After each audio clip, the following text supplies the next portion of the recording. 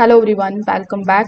In this video, I'm going to show you how to fix the Virgin Media yellow light problem, and I'm also going to explain what yellow light usually means on your router.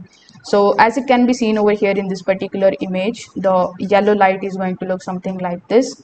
Now on some of the Virgin Media hubs, a yellow light or the amber light can appear when the router is having connection issues, startup problems, or the signal instability. Sometimes the hub may still provide the internet access, but the connection could be weaker or inconsistent. So in order to fix it, first of all, you need to check if the hub finished booting. If the hub recently restarted or updated itself, the yellow light may simply mean that the router is still starting up.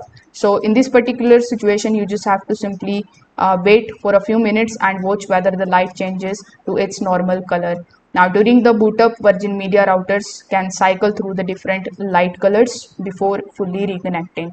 After doing so, you just have to simply check the issue affects all the devices or only certain ones. So in this case, you can just simply try connecting with both Wi-Fi and the Ethernet devices. If Ethernet works normally but Wi-Fi feels slow or unstable, it means that the problem is related to the wireless settings rather than the internet line itself. Now after doing so, you just have to simply restart the hub properly as well. So in order to do that, you can just simply switch the router off, then disconnect the power for about 1 minute.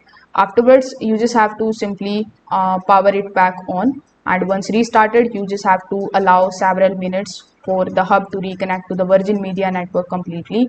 So this particular step is also going to fix the temporary signals and firmware glitches. So you can try all of these fixes one by one in a row and the issue will be gone forever. Thank you for watching.